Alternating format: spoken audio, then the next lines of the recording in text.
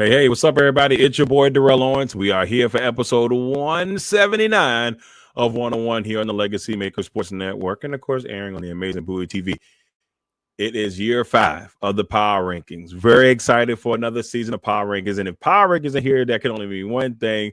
The NFL season is back, and it is back tonight. We've got our first matchup of the year as the Super Bowl champion, the defending Super Bowl champion. Philadelphia Eagles take on the Dallas Cowboys, and everybody's just excited to have football back. But we've got to kind of set the tone. We got to find out where everybody is in the power ranking. We have to kind of give everybody an idea with this noggin. It may not be the greatest noggin all the time, but we're going to find out where the old brain has each team set up before we get this season started. With that being said, episode 179, week 1, the power rankings, the longer edition of the power rankings starts now. One.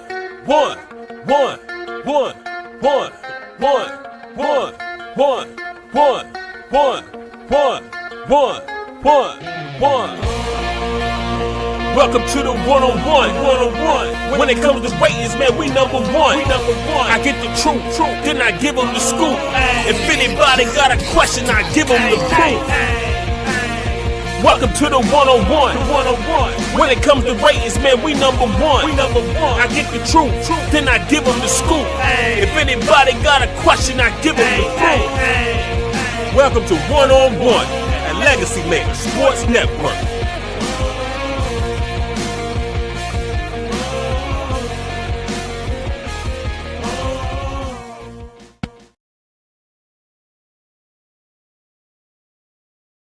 Well, ladies and gentlemen, we are glad to be back with you for another season of 101 here on the Legacy Maker Sports Network, and of course, airing on the amazing Bowie TV, episode 179, 21 away from the old 200.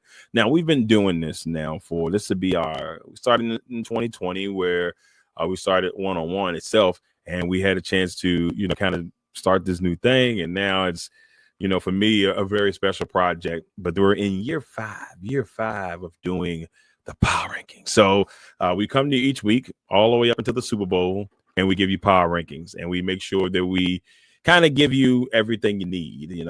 Some people have liked my power rankings. Some people say, boy, you're crazy.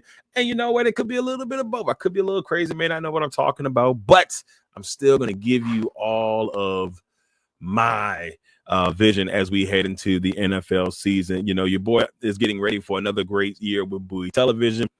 Game 1 this week, the Commanders and the Giants from I almost said Landover, but it is technically Landover, but they're from Northwest Stadium. So, and then next week, heading to Lambeau for Thursday Night Football. So very busy NFL week next week.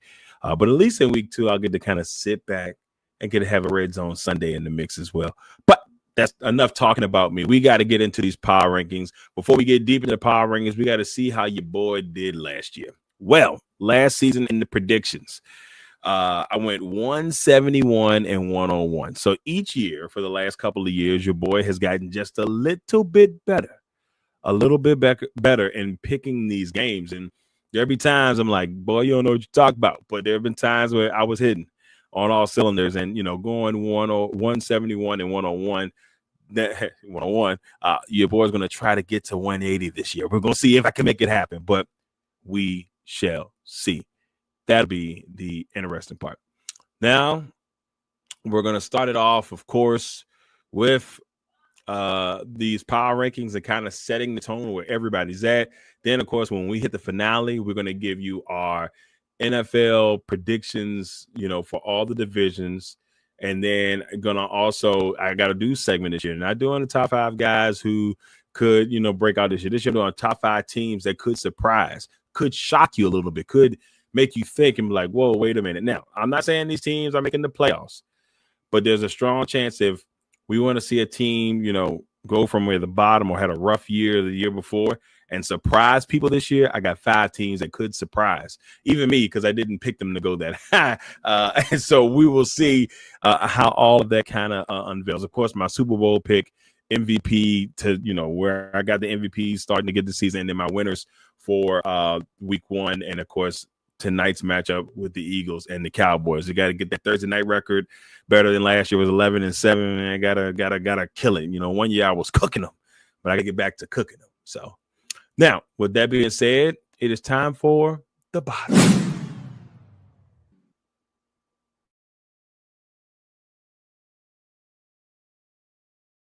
All right, ladies and gentlemen, the bottom is here. So, starting the bottom off this year, at number 32, the New Orleans Saints. This one may not be too hard for people. I think the majority of people I know have the Saints finishing dead last this year and getting the first pick of the 2026 NFL draft, including your boy. I just don't know how Kellen Moore and the crew can change things. And who knows? They could shock me. They could make me look like I don't know what I'm talking about, which, like I said earlier, it has happened from time to time. But this Saints team is in a very tough spot. The quarterback situation is not pretty. Spencer Rattler, who started the end of last season, had a couple of moments, but a lot of people don't think he's the answer in New Orleans. Tyler Schott, who they drafted from Louisville in the second round, his biggest thing was a lot of people say, he is not accurate. So we're going to see. And then Jake Hayner, who has also been there for a long time, for a couple of years now, that's the quarterback room. It's not pretty. A lot of people, including myself, there was a chance to draft Shedeur Sanders, maybe change a little bit of the trajectory of the franchise, maybe give the franchise a boost that they needed, and they decided not to go that way. And so right now, you got two solid receivers with Chris Olave and Brandon Cooks coming back to New Orleans, Brandon Cooks who's everywhere. He's been on everybody's team. We're going to find out, if those guys can get the ball to those two primary receivers, because they got two solid receivers and they've got to find a way to get them the ball. Then, of course, you got Alvin Kamara, who's getting up there in age. Alvin's 30, I believe, now. So it's one of those things where it'll be interesting to see where New Orleans kind of just figures it all out. Defensively, they got Chase Young. They still got DeMario Davis, Brian Breeze, guys like that. I just don't know if it will be enough. So we got the Saints at 32. At 31, we've got the Tennessee Titans. The Tennessee Titans, who drafted Cam Ward with the number 1 pick overall. Now, this team could be a little interesting. They've got some pieces. I'm intrigued to see how they do during the season. Erlich Ayominer. I felt like he was going to be a really good player coming into the league, and he won the number 2 job there at receiver behind Calvin Ridley. He also got Tyler Lockett in there, so they've got some solid pieces at receiver, and then offensive line, which they continue to try to build with Skoransky, who they drafted last year, and then Latham, who they got from Alabama. Or Skoransky was 2 years in, Latham last year, so they've tried to build that back up. Tony Pollard, who's a veteran running back. They are and will be a very interesting team coming out of that division. I don't think they win a lot. It's just going to be real tough. At number 30, another team in that division, a team that they could end up having the first pick of next year's draft, and that's the Indianapolis Colts. They are another team that have some solid pieces, but the biggest problem is the quarterback position. Daniel Jones, Anthony Richardson Sr., and Riley Leonard. And Leonard's a rookie, so I'm not going to trash him too much. But what we've seen from Jones and Richardson over the last 2 years is going to be hard to justify, ladies and gentlemen. It's going to be hard to justify them, maybe winning more games than the way I have them. And we'll talk a little bit more about where I have them finishing in the season a little bit later. But I just don't. There's something weird about this Colts team. And I want to see Daniel Jones do well. Do I think it happens? I don't know if that happens. That's what I'm worried about for Indianapolis. But this is probably Daniel Jones' last chance to make something really happen there in his career before he gets, unfortunately, maybe labeled as a career backup. At number 29, we got the disaster at times that can be the Cleveland Browns. Cleveland decided in the offseason they're going to sign Joe Flacco back, who they shouldn't have never let go after he went on that run towards the end of the season 2 years ago, got this team into the playoffs. And I didn't think they should have let him go. They let him go the following year, brought in Jameis Winston, who was fun and is always a good guy to have in the locker room. But Joe Cool had a rhythm with that team. They took him away from it. He went to Indianapolis. He played a little bit there. That didn't work out. Now he's back in Cleveland. He's 41 years old, and he's got two young rookies backing him up. Dylan Gabriel, who they drafted in the 3rd round, and, of course, the guy who, in my opinion, probably should have been the second quarterback off the board, but got drafted in the 5th round, Shedeur Sanders. There's so much controversy in that quarterback room. Yes, Joe Flacco is the starter, but it's going to be a dog race between Gabriel and Sanders to see who at what point becomes the man there in the future. And that's if somehow Deshaun Watson, can't forget that he's there, because he's also another element, and they've got too much money wrapped into him. This team is another one where it's just like, I just don't know if they have enough. You still got Myles Garrett, which is always going to be worth some. Denzel Ward, Greg Newsome the second, and guys like that on the defensive side. I think they'll be fine there. But it's on the offensive side and that quarterback position that will really have people wondering. Also, the running back room is not the sexiest. You let Nick Chubb go to Houston. Jerome Ford had a solid year last year. Dylan Sampson, who they drafted, they also drafted Judkins from Ohio State, but he is yet to sign with the team. He's got some legal trouble, so they're still trying to figure all that out. With all that being said, I got the Browns at 29. At 28, the Vegas Raiders. Now, Vegas is another one of those teams that it's hard to say that they're going to be good. They brought in Amari Cooper back, who they drafted there. It's good to see him back there, but I don't think Amari Cooper is going to be enough. They draft Ashton Genty, who I think is going to be a good running back in this league. Hopefully he doesn't, sometimes you get put in a bad situation and things just don't work out. But I don't think Pete Carroll will let that happen. They also brought Raheem Mostert in there. I hate saying his last name. Mostert in there to, be a backup and kind of help bring Genty along. They got the stud at tight end at Brock Bowers. They drafted Michael Mayer a couple of years ago. At one point, they were talking that he was in trade mix, but haven't heard anything since. So they got two solid young tight ends. Jacoby Myers has asked for a trade. I don't know if that's going to end up happening. Trey Tucker, another receiver that came in late last year, did some really nice things. They drafted Deontay Thornton Jr., so he will be there. The offense is still, it's going to be interesting. They brought in Geno Smith. To be the starter. Kenny Pickett, who was in Cleveland, is now the backup via trade. I just got to see it on the field before I get too bad off with the Raiders. They still got Max Crosby. You can't go wrong there. They brought in Eric Stokes on the defensive side at cornerback from Green Bay, Jeremy Chin from the Commanders. So they brought some pieces in. It's just going to be an interesting road for the Raiders. Next, we've got at 27, the Carolina Panthers. Carolina's a team. I don't want to get too ahead of myself, but Carolina's a team I say you have to watch out for. I got them at 27 now. They're young. They play better towards the end of the year, and I like how Canales has kind of got Bryce Young kind of going now. I like what I saw. But like I said, I'm not going to get too ahead of myself. I like this team. I like this team to grow. Let me put it that way. I got the Panthers at 27. And they got, let me not forget, they got Derek Brown on the defensive side, a stud who has just been a monster ever since being there. But I have more to say on the Panthers, but we'll talk about that a little bit later. Next, the New York Football Giants. Now, look, the Giants, to me, look like they could be a really fun team this year. Even though, that offensive line could be a little something to desire. They're still trying to figure that out. But you got Jameis Winston, Russell Wilson, who's starting, and then Jackson Dart, who you drafted. That's your quarterback room. Quarterback room doesn't look miserable. Still got Malik Neighbors, Darius Slayton, who's been there for a long time. Wendell Robinson, you drafted a couple years ago. Jalen Hyde, who you drafted a couple years ago.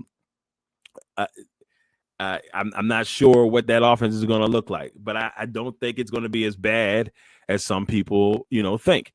Tyrone Tracy, who had a really good year, 5th round pick, come in, a 4th round pick, I believe. that came in at the running back position, did amazing things for this football team. So we'll see. And then, of course, on the defensive side, they got a monster pass rush with Dexter Lawrence, Brian Burns, Abdul Carter, and Thibodeau, Kayvon Thibodeau. They could be really good defensively. That's all I'm saying. At 25, the New England Patriots. Here's another team that could be interesting this year. They were very competitive last year in a lot of their games. They fought hard. It just didn't happen the way they probably would have liked it. That's why they were drafting third. And at the third pick, they drafted, they drafted fourth, Drafting fourth, they had Will Campbell out of LSU to come in and be an anchor at left tackle for this team for a young Drake May who needs that protection. They bring in Stephon Diggs, which I really love the bringing in of Stephon Diggs. Demario Douglas is a young talent. Keyshawn Butte is also pretty good. It might be Butt too. I always say his name a little weird. Then you got a running back who I think could be one of the best running backs in the league for years to come, and that's Trayvon Henderson. He's listed number 2 in the depth chart. And Ramondre Stevenson, just destroying names today, y'all. Ramondre Stevenson is the lead back, but I still kind of like what they got in the running back room with Stevenson, Henderson, and Antonio Gibson, who had at times has shown some flashes here and there, especially when he was in Washington. I think this team is going to be a lot better defensively. They drafted Craig Woodson from California, a young guy who my team and I got a chance to meet last year at the ACC Media Day, and he seems like a kid that's going to really, pay some dividends. He's going to be starting on that defense. And of course, they still have the young man at cornerback and Christian Gonzalez, who they drafted a couple years ago. Got the Patriots at 25. At 24, we've got the New York Football Jets. Now, the Jets are a team that intrigued me, and it's all because of their head coach, Aaron Glenn. I really think Aaron Glenn at some point will get this team on the right track. I don't want to put them in a bad spot and say, oh, they're going to make the playoffs this year and all that stuff, but I really think this Jets team could be something. That's all I'll say. At 23, we've got the Miami Dolphins. Now, the Dolphins could be higher on a lot of people's list, but there's something about the Dolphins, and I can't get it out of my head this year that I'm extremely worried about. I just can't call it. I don't know what it is. They had talked about trading Tyreek Hill. That didn't happen. There's been a little bit of turmoil there. They did pick up Nick Westbrook-Akina, who I like. That's a nice pickup. Jalen Waddle, who's been nicked up over the last couple of years. But when they're all healthy, this could be a really good football team. They brought back Darren Waller to play tight end. He retired last year, decided to come back. They got Devon Achane.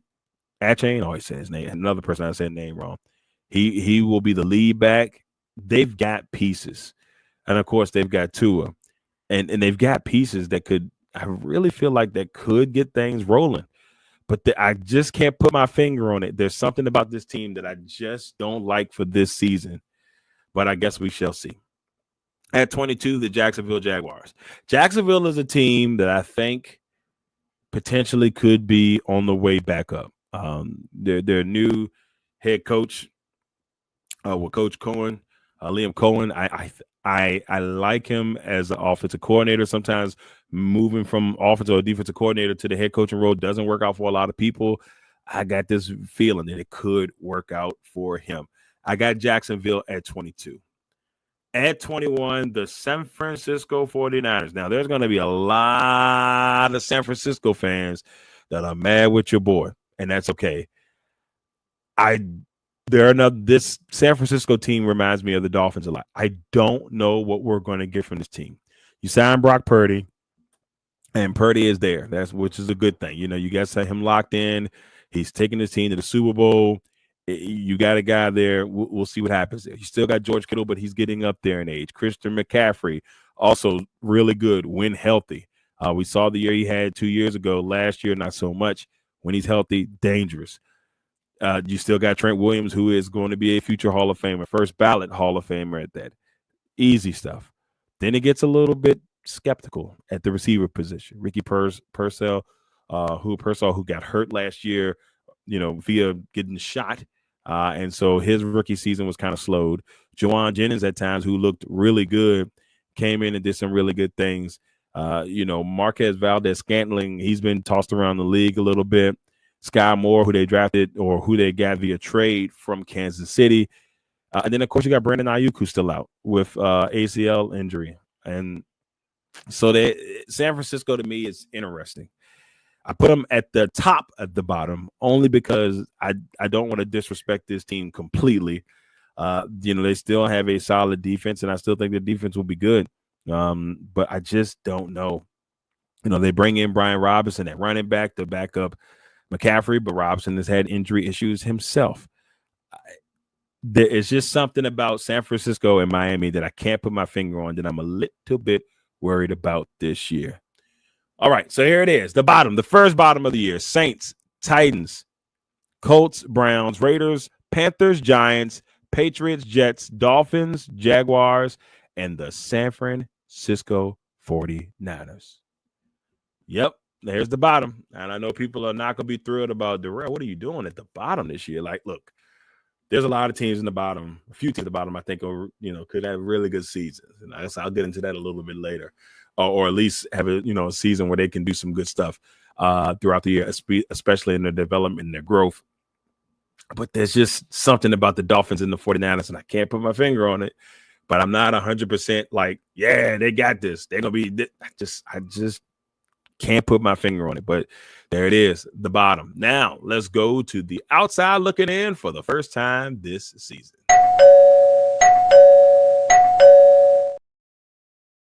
All right.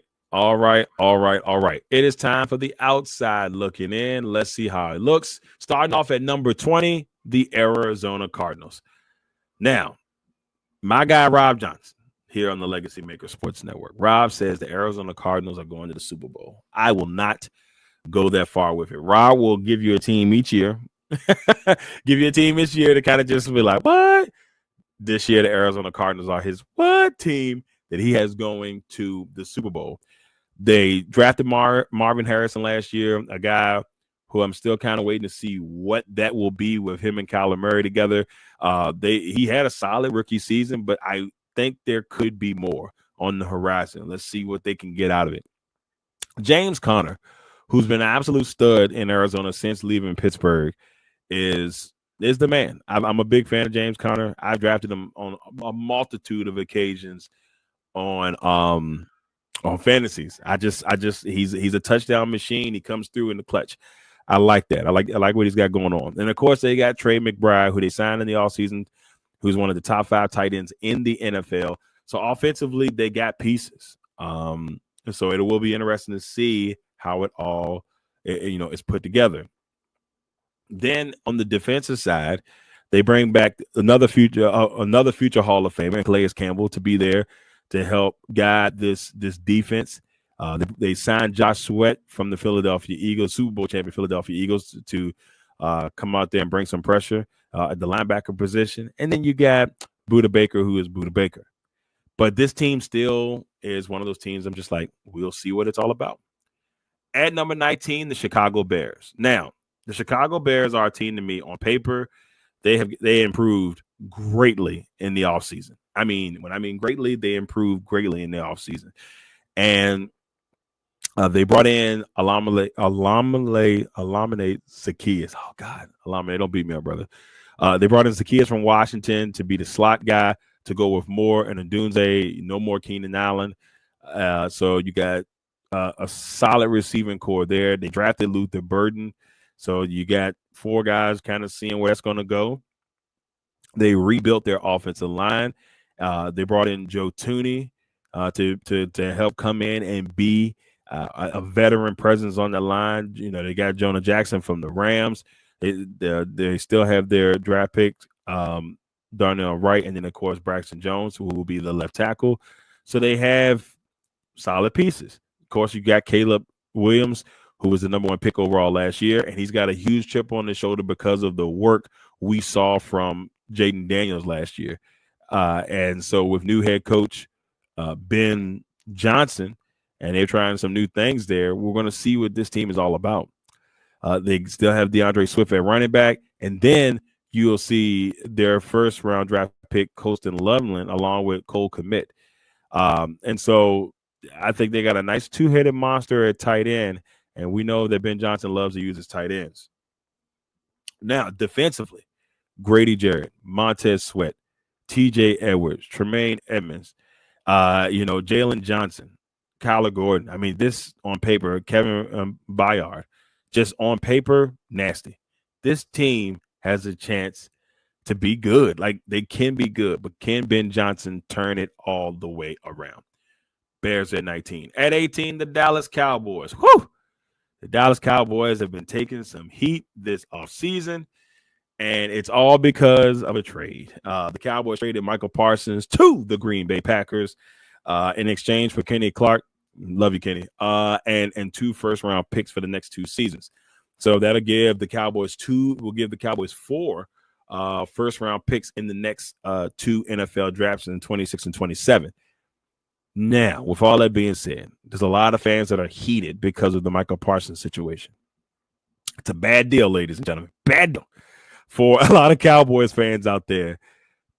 But it's been a very interesting offseason. You bring up Pickens, you trade for Pickens from Pittsburgh.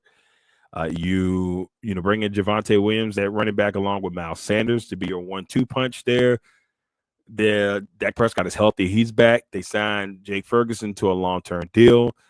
They saw 2 of their studs retire on the offensive line. Zach Martin gone, and then also losing Smith.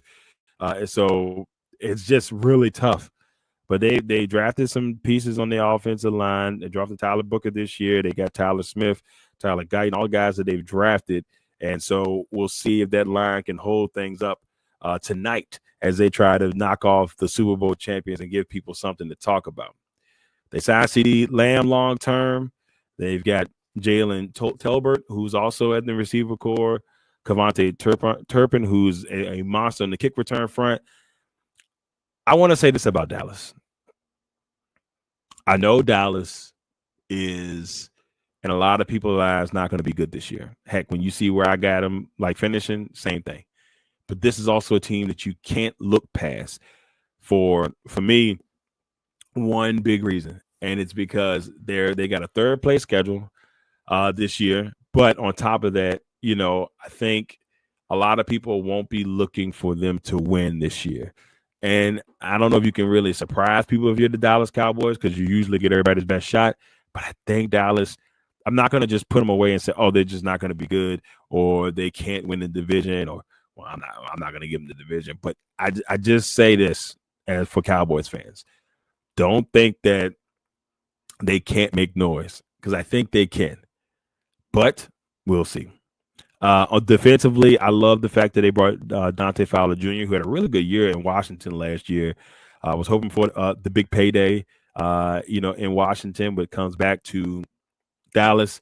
Travion Diggs should be back and fully healthy this year. Deron Bland got signed to a long-term deal, and, of course, they brought in Kenny Clark from Green Bay, who's going to be a really nice piece to help clog up the middle for the Dallas defense. At 17, we've got the Seattle Seahawks. Now, I would have loved to put the Seahawks a little bit higher, but I'm not completely sure what this team will be. Trading DK Metcalf to the Steelers, they bring in Cooper Kupp, who, when healthy, is a stud. I mean, we've seen what he did in 21 and 22. They helped the Rams get a Super Bowl. He won the Triple Crown, which does not happen often for a receiver.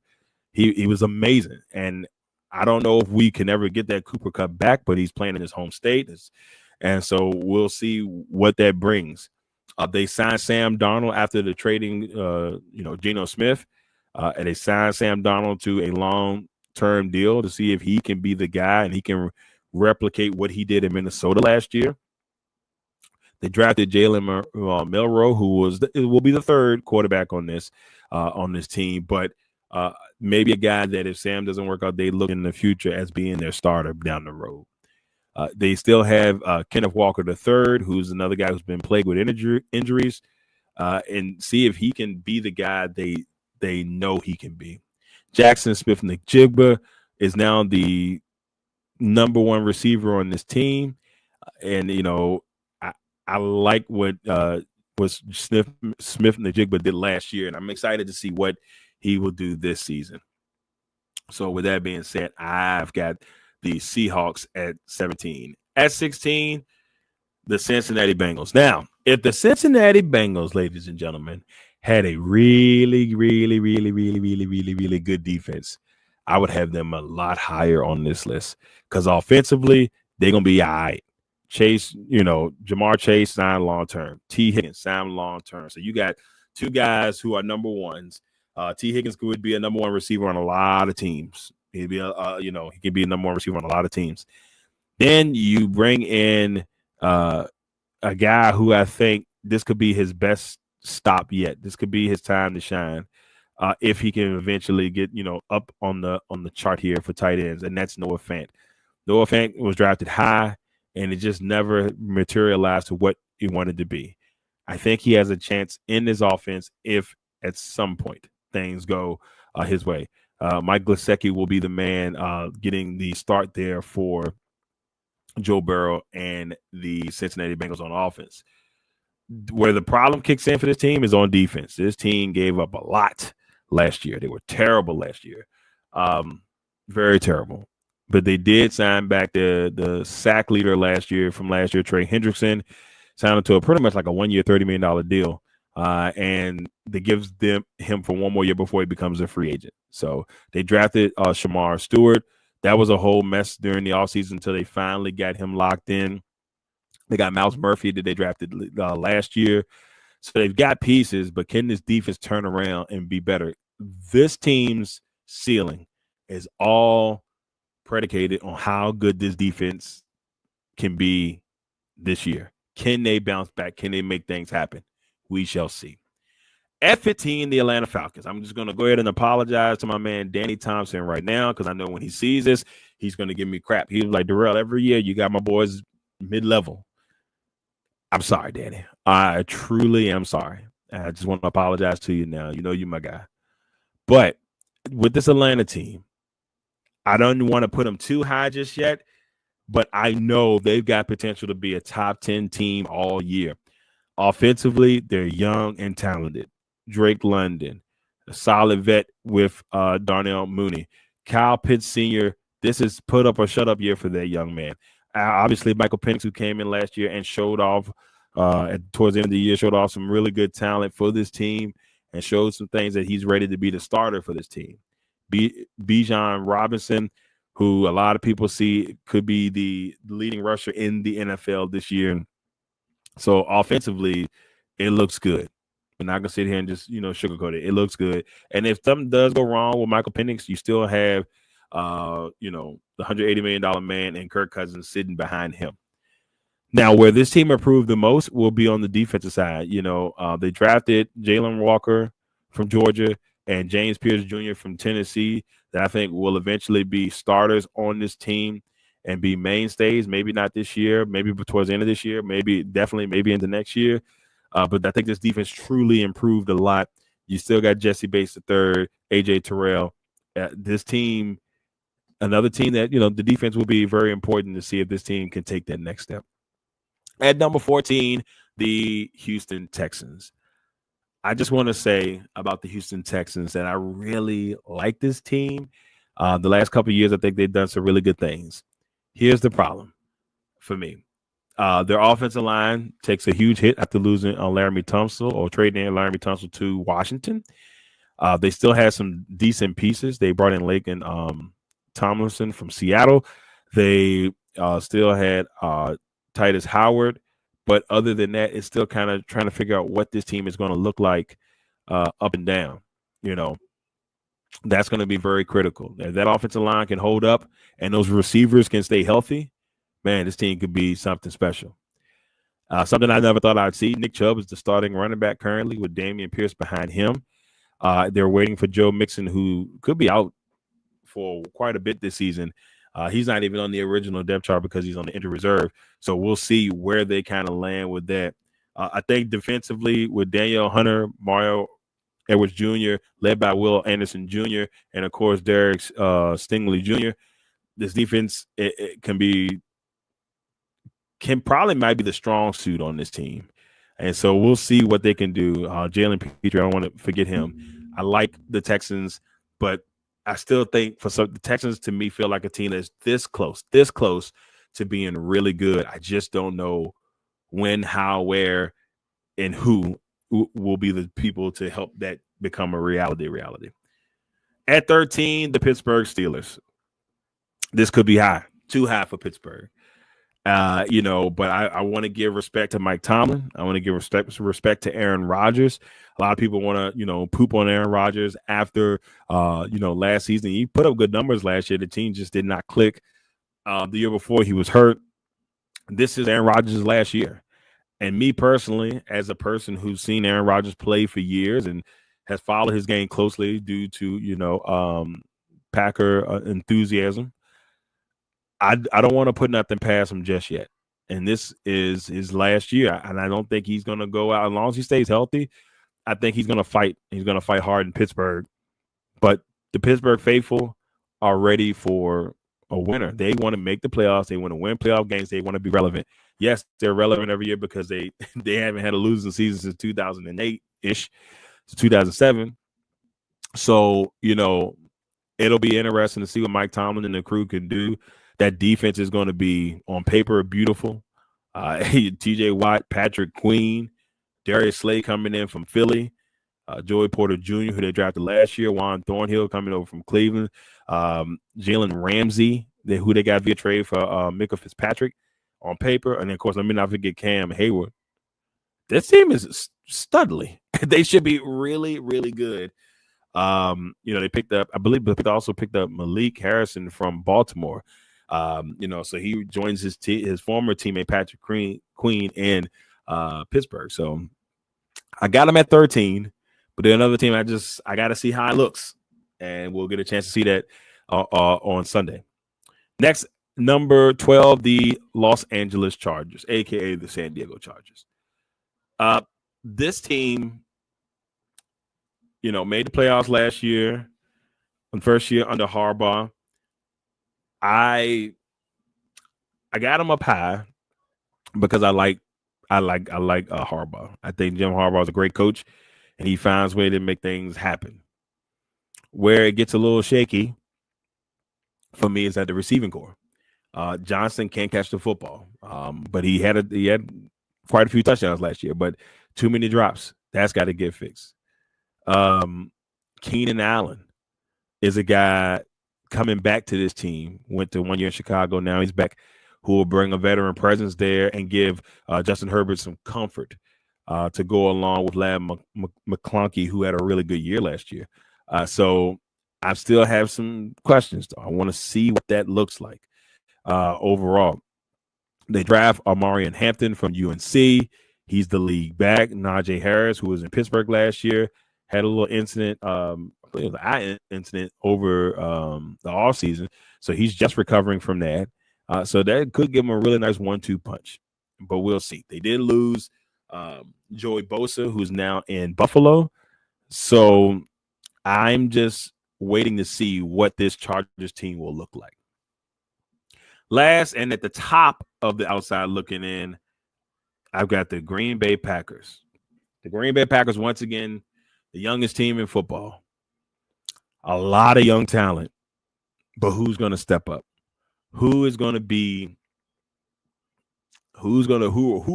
the people that step up?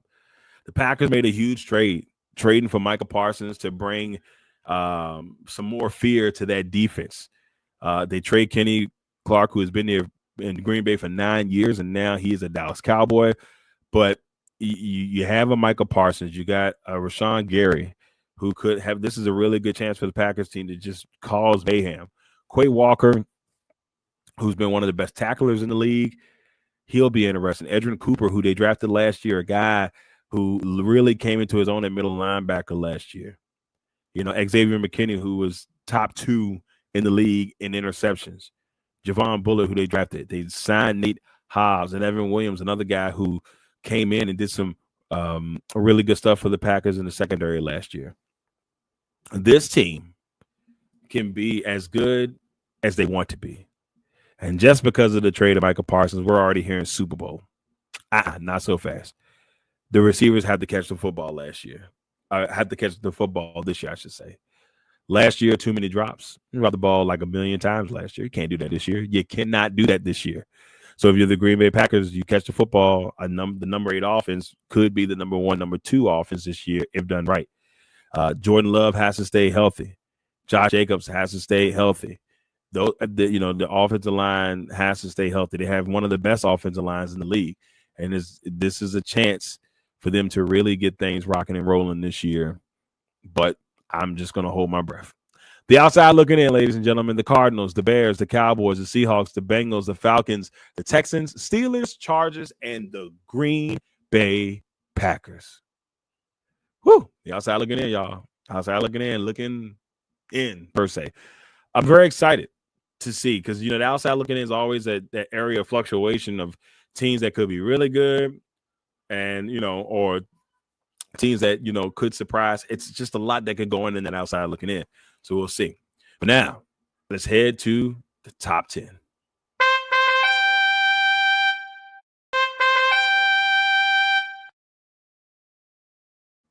The top 10, ladies and gentlemen, the top 10, starting off with the Denver Broncos. Now, spoke to my guy, Larry Patterson, who knows his Denver Broncos team in and out of the Game Time Sports Network. He told me, Darrell, I showed him the power rankings. He said, Darrell, don't do it. Please don't put Denver up there. But it's hard for me not to because this young, talented team defensively, one of the best young defenses in the NFL, and they could be really good for a really long time. But this is another team where I'm intrigued to see how the receiving core does. Sutton is going to be Sutton.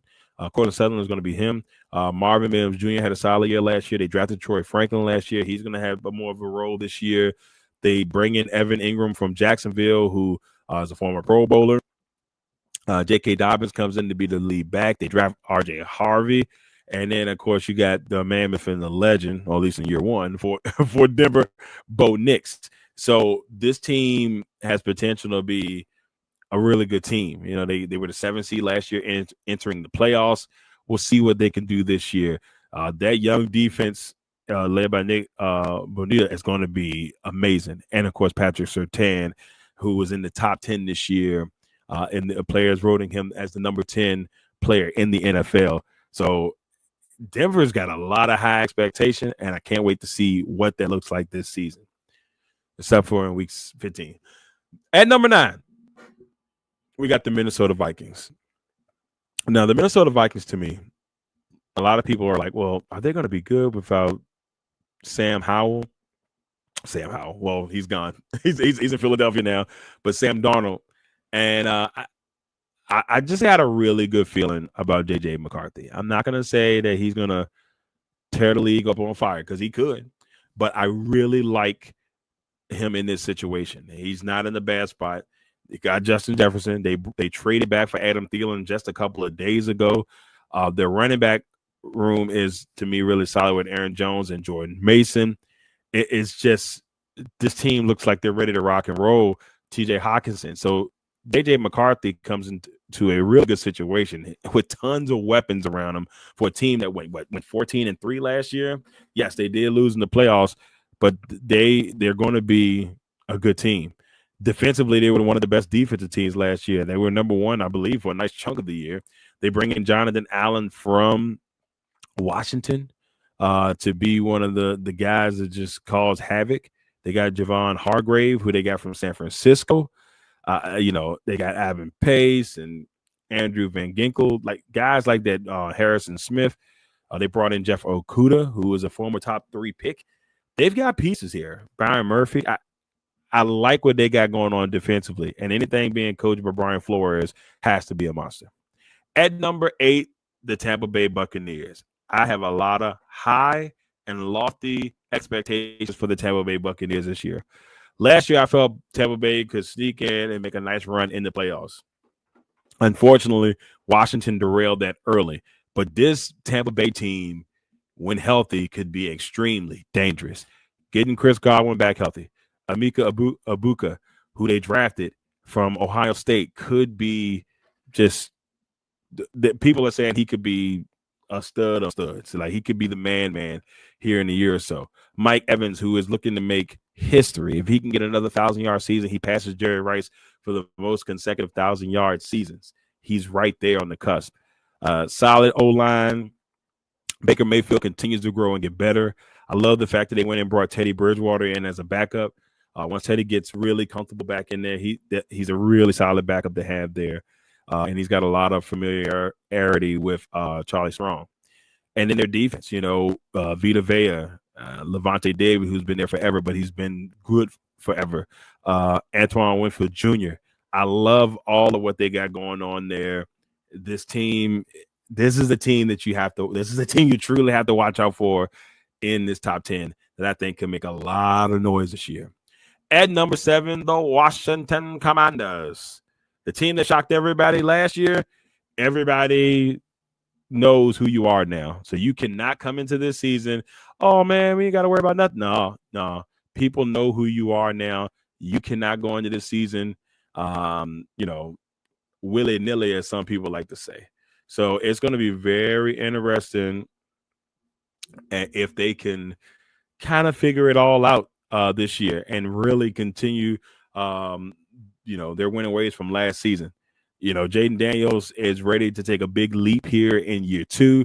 Terry McLaurin is back, signed, sealed, and delivered. Deebo Samuel is now there. Laramie Tunstall is now there. They brought in Von Miller. A lot of young, talented pieces, along with these crafty veterans. They also bring in Javon Kinlaw, who is an absolute man. I've seen this guy, I walked past him a couple of weeks ago, and I'm just like, this guy is massive. Deron Payne said it himself, between him and Dietrich Wise is just two monsters that the Commanders brought onto this defensive line.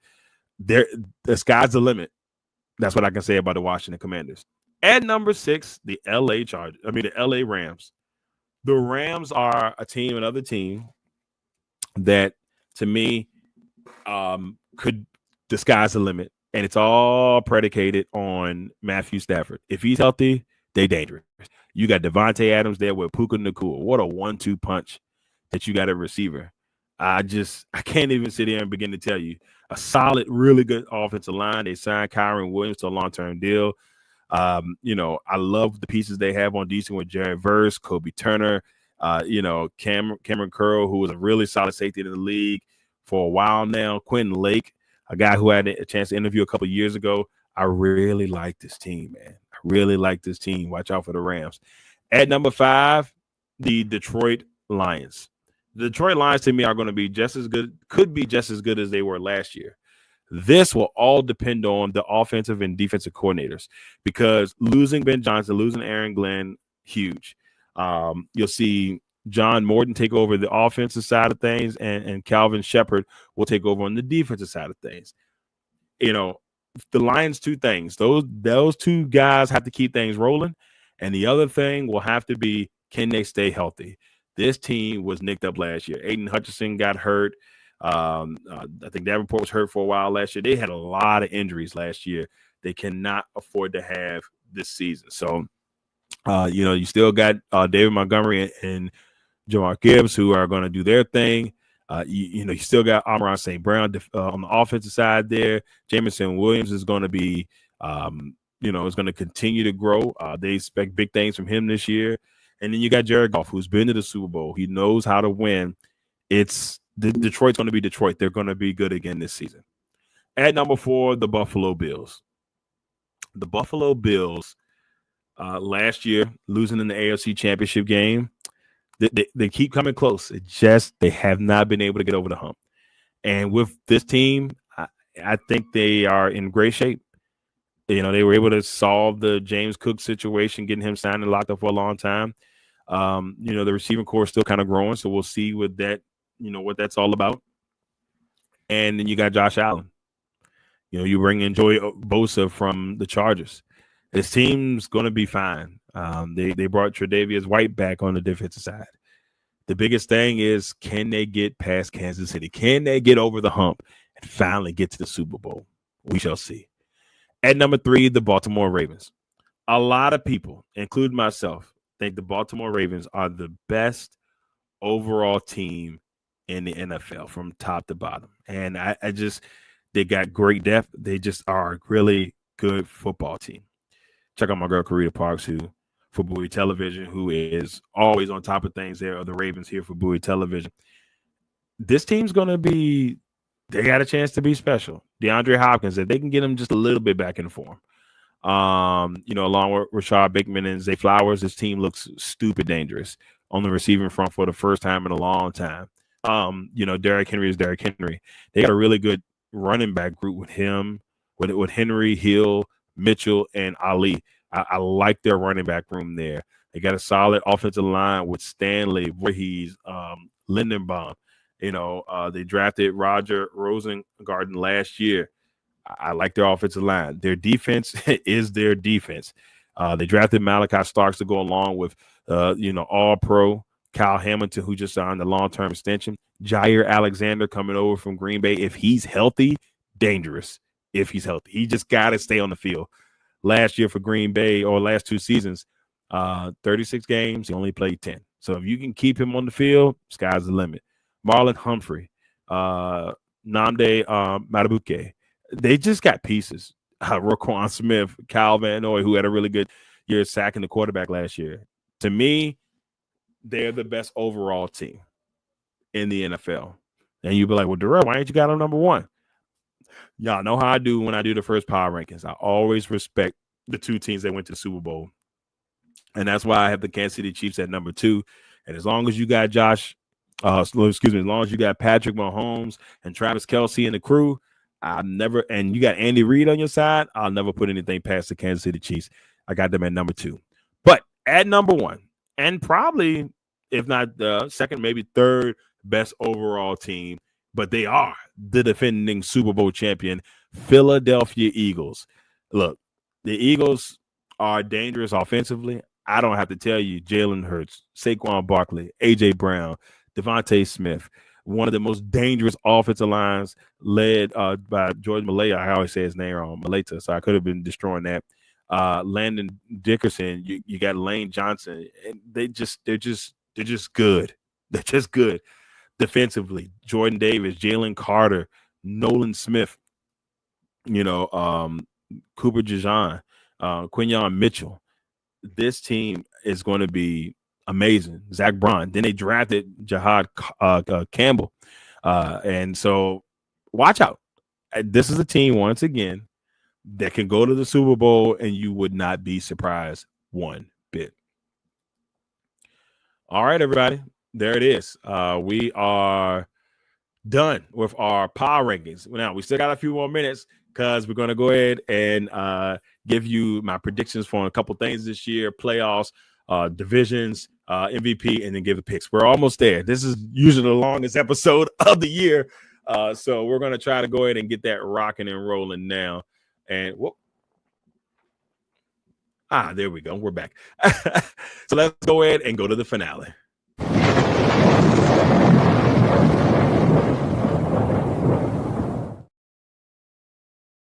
All right. So here in the finale, let's start off with the AFC West. This is how I see the AFC West playing out. So I got Kansas City finishing at the top of the division at 12-5, Broncos 11-6, and Chargers 10-7. Now, I will say between those three, this could be interchangeable.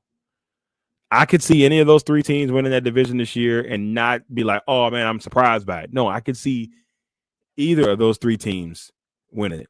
Now, talking about a division that has like just top-notch coaches, Pete Carroll with the Vegas Raiders, Jim Harbaugh, Sean Payton, Andy Reid. We got 3 guys in the division that have won Super Bowls. Reid has 3. Sean Payton has 1. Pete Carroll has 1. Jim Harbaugh, I believe, he's been to a Super Bowl. And so they've got a really good division on the coaching front. So anything can happen. And I got the Raiders 3-14, but I could be wrong about that. Then heading to the AFC South. In the South, I've got the Texans finishing 11-6, the Jaguars 10-7, The Titans 3-14, and the Indianapolis Colts 2-15. Now, if I'm going to be wrong about anybody in the division, I feel like it'll be the Colts. That they'll probably be the team. Like, Darrell, see, you were wrong. That team, I feel like I can be wrong about. But there's a part of me that says no. They'll be having the number 2 pick in next year's draft. Next, in the AFC East, I got the Bills 14-3. The Patriots at 9-8. The Jets 7-10, and then the Miami Dolphins surprisingly 5-12. Don't beat me up there about that, Dolphins fans. I could be completely wrong about that. Like I said, this is all on a hunch. I can't explain it. I just don't know. If they're healthy, the Dolphins can win this division. They legitimately could win this division if they're healthy. There's something about it. I just can't put my finger on it. Next, the AFC North, led by the 15-2 Baltimore Ravens. I got the Bengals and the Steelers both going 10-7. Now that could flip-flop depending on, but the way I did my rankings and my numbers, I went through and actually picked every game for the season. I went to playoffpredictor.com and I picked every game. And these are the standings that I got from that. So Bengals and Steelers 2-3, and then I got the Cleveland Browns finishing 3-14, which is just I just don't know where they are offensively. Now heading over to the NFC, the division I think that could be probably the most up in the air division in the league. And it's this one. Yes, I have the Rams going 13-4. That's all based off of Matt Stafford being healthy. But the rest of this division, it's really hard to call. And I could see anybody in this division win this division. I got the Seahawks 8-9. I got the Cardinals 7-10 and the 49ers 7-10. The 49ers, like I said, during the bottom, there's something about this team, and I can't put my finger on it, that I just can't get it off me. I just don't know. I don't know. There's something about them. So I got them 7-10, and I've been wrong before, as you know. And 49ers fans like when I root against them. So 49ers fans, you got something to smile about. NFC North, I've got the Lions at 11-6, the Packers 10-7, the Vikings 9-8, and the Bears 8-9. As you can see, I got this division extremely competitive, which I think it will be. It was the best division in football last year on the stats, wins and losses. Now they all lost in the first round in their first matchup in the playoffs, but if you looked at them last year, they were the best division win losses last year, and I think it'll be a dogfight this year. There's a part of me that says if I'm wrong here, the way I got it set up, the Vikings win this division. The NFC East, I got the defending Super Bowl champions 12-5, the Commanders 10-7, the Cowboys 7-10, and the New York Football Giants at 6-11. But like I said, it's a division that I don't want to say it's cut and dry, but this division has some really tough matchups. They got the NFC North and they got the AFC West this year.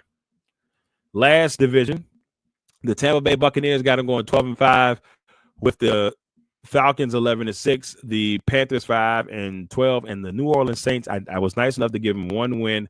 I got them going 1-16. Now, the team I picked to go 1-16 last year made the playoffs. So hey, Saints fans, I hope that comes true for you. Now, this is where I had it set up in the way it looked like going into the playoffs. I had the Ravens and the Rams as the 1 seeds, the 2 seed Bills, 3 seed Chiefs, 4 seed Texans, and then the Broncos, Bengals, and Jaguars. Jaguars being my surprise team, maybe sneaking in the playoffs. I like what Cohen. I think Cohen can make magic happen down there in Jacksonville. And then on the NFC side, I got the Buccaneers at number 2, the Eagles at number 3. Maybe a small step back this year, but nothing crazy. They're still going to be competitive, and they're still going to defend their Super Bowl championship to the T. Number 4, the Lions, and then you have the Falcons at 5, Packers at 6, and then the Commanders once again at 7. Now, people are like, well, Darrell, what are you talking about? This should be better. Look, I still think this team is good and a lot better team on paper than they were last year. So, like I said, this is just based off of when I went through and started picking everything on playoff predictors. So that's where we stand there. With that being said, my Super Bowl matchup, I have the both 1 seeds. I got the Rams and the Ravens. And I know I could be wrong. I probably will be wrong. Last year, I had Rams and Chiefs, and the Chiefs got in, so I was happy about that. But the Rams had me almost looking like a genius if they could have beat that Philadelphia team. They may have went to the Super Bowl last year. They would have had to go against the Commanders, but I like what I saw from LA last year. So that's my Super Bowl 60 prediction in sunny California up in Santa Clara. Now, the part I've been waiting to get to. 2 predictions, MVPs, and then teams that I think could surprise this year. Here are my 5 teams I think that could surprise you this season. Now, when I say this, I want you guys to understand completely why I'm saying this. What I mean by surprise, I can see maybe 3 of these teams make the playoffs. Maybe 4. But with these teams, one of them, I don't think they make the playoffs, but I think they're going to be really competitive and could have a way better record than I gave them. So New England, I think New England's going to be good. I got them going 9-8 off of my calculations, but there's something about it. If there was going to be a team that could be the Commanders from last year, I think it could be the New England Patriots. Jacksonville, I had them making the playoffs in my predictor, but they're also still kind of sketchy. So that's why I have them as one of the teams that could surprise this year. I have them as a 7 seed heading into the playoffs, but I think Liam Cohen might have something cooking there. And like I said, it's all off a hunch. Just got a good vibe about it. The New York Football Jets. I like Aaron Glenn, and I think they're going to play hard for Coach Glenn, and that's why I got them in here. At one point, maybe a couple months ago, I had them finishing second in the division, but the more and more I looked at it, I think it might be New England. But those 2 could be interchangeable for me. I could be completely wrong, and they both, somehow tie for last, and then the Dolphins move up. But Jets, watch out for them. Then the New York Football Giants. The Giants defensively, I think, are going to be a really good football team defensively.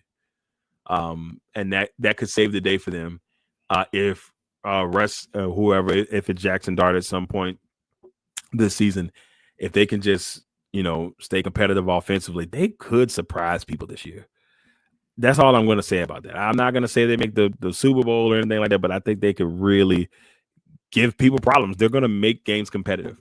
And then last, the Carolina Panthers, another team where I think they're going to make things really competitive. Against teams they play against this year. They almost knocked off Kansas City last year, and I just feel like they got a little bit better. Love to see Hunter Renfrow back. He's going to be starting receiver for them in a slot, and he's a guy that I hope that can revitalize his career. He was a former Pro Bowler, but these are the 5 teams I say they just could surprise people this year. Not saying to make the playoffs, but they just could surprise you on their competitiveness and how tough of a matchup they will be this season. Now, my top 5 MVP candidates head into week 1. Number 1, Lamar Jackson. He could be on a revenge tour, ladies and gentlemen. He didn't win the MVP last year. He was the offensive player of the year, I believe, last year. If not, it was him. It was Derrick Henry. No, actually, that was Saquon Barkley. But with Jackson probably should have won the MVP if you look at the statistically. I think Josh Allen was the media darling. And as much as I love Josh Allen, I mean, he put up MVP numbers, but they gave him the MVP last year. Sometimes I think with the MVP, they give it to, sometimes it's the more deserving who deserves it after maybe a couple of great years of work. And I think that's kind of what happened with Josh Allen last year. So I have him at number 2.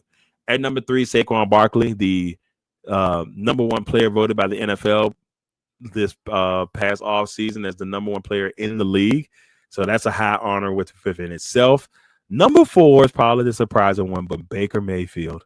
Man, I'm going to tell you what, man, I can't put my finger on it, but I think Baker has a chance to just really get out there and just give people the business. He's going to have some weapons on his side, and he could really make some noise and say, hey, look, I'm the MVP now. Watch out for Baker Mayfield. And then, of course, Patrick Mahomes. Not going to never put Patrick Mahomes out of the race. Now, finishing up here, tonight's matchup. We've got the Philadelphia Eagles taking on the Dallas Cowboys. And I got the Eagles winning this one 27-17. If Dallas wins this game, oh my goodness, I'm gonna tell you right now, Eagles fans, go hiding, because Dallas fans are not gonna let you hear the end of it. But I got the Eagles winning this one 27-17 tonight. And then here are my winners for the week. I got the Eagles, Chiefs, Commanders, Packers, hopefully, Ravens, Cardinals, Dolphins, Patriots, Steelers, Jaguars, Bengals, Bucks, Seahawks, Broncos, Rams, and last but not least, the Minnesota Vikings. But I think that Monday night game between them and the Bears will be a really good game.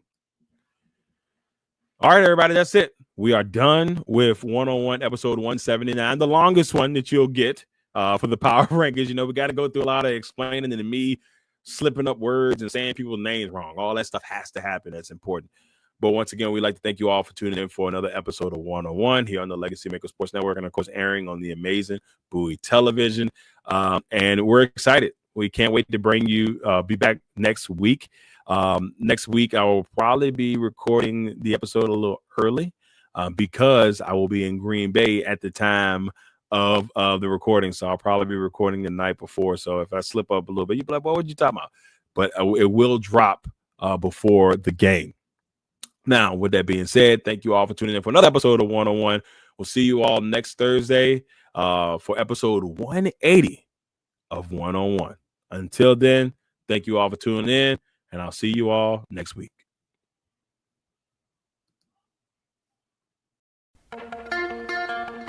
One.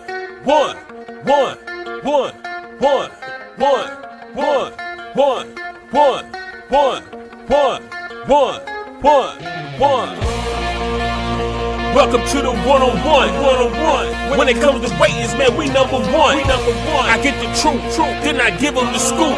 If anybody got a question, I give them the